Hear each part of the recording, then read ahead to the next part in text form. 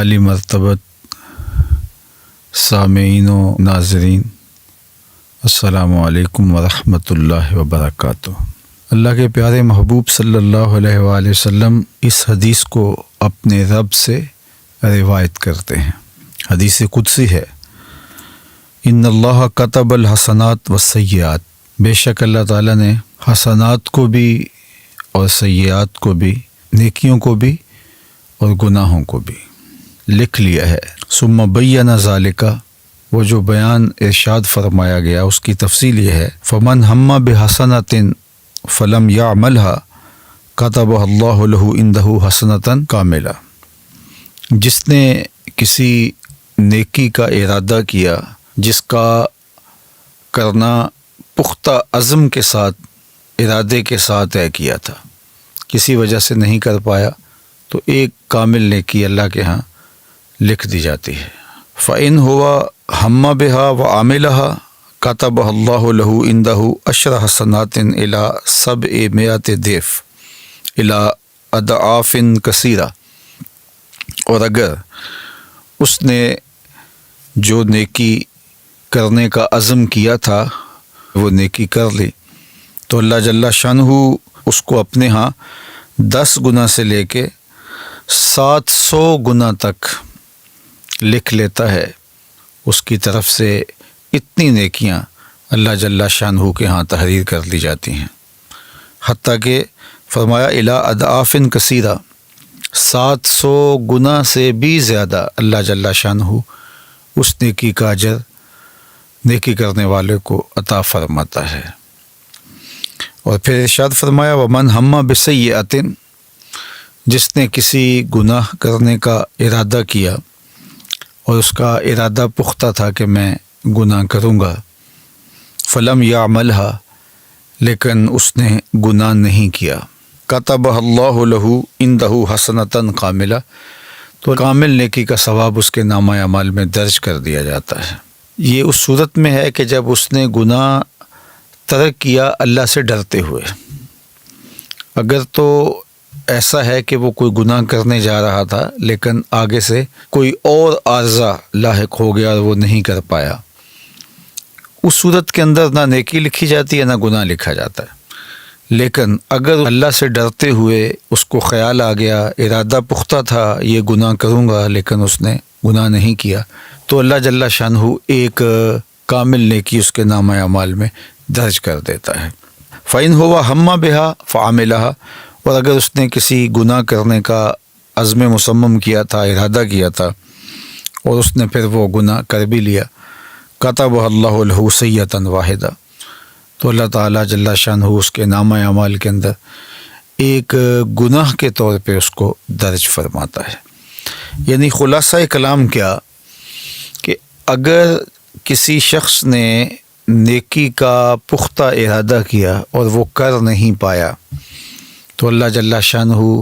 ایک نیکی اس کے نامہ اعمال میں درج فرما دیتا ہے، اور اگر اس نے عمل بھی کیا تو 10 نیکیاں، 700 نیکیاں یا اس سے بھی زائد اللہ تعالیٰ اس کو عطا فرماتا ہے۔ اور اگر اس نے گناہ کا ارادہ کیا لیکن وہ گناہ نہیں کر پایا، تو اس کی 2 صورتیں ہیں۔ گناہ نہ کرنے کا سبب اللہ کا ڈر تھا، خیال آیا کہ یہ میں غلط کرنے جا رہا ہوں، تو جو ارادہ کیا تھا اس سے باز آ گیا، تو ایک نیکی لکھی جاتی ہے۔ دوسرا یہ ہے کہ اسباب پیدا نہیں ہوئے اس گناہ کے کرنے کے، تو اللہ تعالیٰ اس کے نامہ اعمال کے اندر پھر بھی گناہ نہیں لکھتا، اس کی نیت سے نہ گناہ لکھا گیا نہ نیکی لکھی گئی۔ اور ایک صورت یہ ہے کہ اس نے جو ارادہ کیا اس پر اس نے عمل بھی کیا، تو پھر نامہ اعمال کے اندر اللہ جل شانہ ایک ہی گناہ درج کرتا ہے۔ اللہ اکبر۔ اور اس پر حضرت ابو ہریرہ رضی اللہ تعالی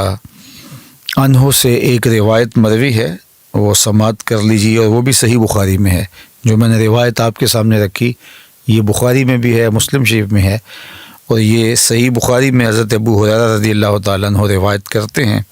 اور یہ حدیث بھی حدیث قدسی ہے، اور امام بخاری نے اس کو اپنی سند کے ساتھ روایت کیا ہے کہ اللہ جل شانہ ارشاد فرماتا ہے اذا اراد عبدی، جب میرا بندہ ارادہ کرتا ہے ان یعمل سیئۃ، کہ وہ گناہ کرے، فلا تکتبوها علیہ، تو اس کے نامہ اعمال میں اس کو درج نہ کرو، حتی یعملها، یہاں تک کہ وہ گناہ کر گزرے۔ فإن عملها فاکتبوها بمثلها، اگر وہ گناہ کر لیتا ہے تو پھر اس کی مثل ہی لکھو، یعنی ایک ہی گناہ درج کرو اس کے نامہ اعمال میں۔ وإن ترکها من اجلی، اور اگر وہ اس گناہ کو میرے لیے ترک کرتا ہے، فاکتبوها له حسنہ، تو پھر اس کے نامہ اعمال کے اندر وہ نیکی لکھ دو، اس لیے کہ اس نے میرے ڈر سے، میرے خوف سے گناہ کو ترک کیا۔ یہ اللہ جل شانہ کی کرم نوازی ہے اپنے بندوں پر کہ نیکی کی نیت کرنے سے ایک نیکی لکھ دی گئی، کی تو 10 سے لے کر 700 گنا تک، بلکہ اس سے بھی زیادہ عطا کی گئی، اور گناہ کا ارادہ کرنے سے نامہ اعمال میں گناہ نہیں لکھا گیا، اور اگر اس نے اللہ کے ڈر سے اس گناہ کو چھوڑا ہے تو اس چھوڑنے پر بھی اس کو اللہ تعالیٰ نیکی عطا فرماتا ہے۔ تو یہ اللہ تعالیٰ جل شانہ کی کرم نوازیاں ہیں جو اپنے بندوں کو نصیب فرماتا ہے۔ اور آپ اس کو یوں بھی کہہ سکتے ہیں کہ جب وہ گناہ کی سزا عطا کرتا ہے تو اس وقت ضابطۂ عدل کے مطابق کہ ایک کیا ہے تو ایک ہی اس کے نامہ اعمال میں لکھا جائے گا اور ایک کی ہی اس کو سزا ملے گی، اور جب وہ کسی نیک عمل کی جزا دیتا ہے تو وہ عدل کے ضابطوں کے مطابق نہیں، فضل کے ضابطے کے مطابق، کہ ایک کو 10 سے لے کے 700 گنا تک عطا فرماتا ہے۔ تو یہ اللہ کی رحمتوں کے برستے ہوئے رنگ ہیں، اور ہمیں ماہ صیام میں بھرپور نیکیاں کرنی چاہیے، اور نیکی کا عزم مصمم بھی نامہ اعمال میں نیکی کے درج ہونے کا سبب بنے گا،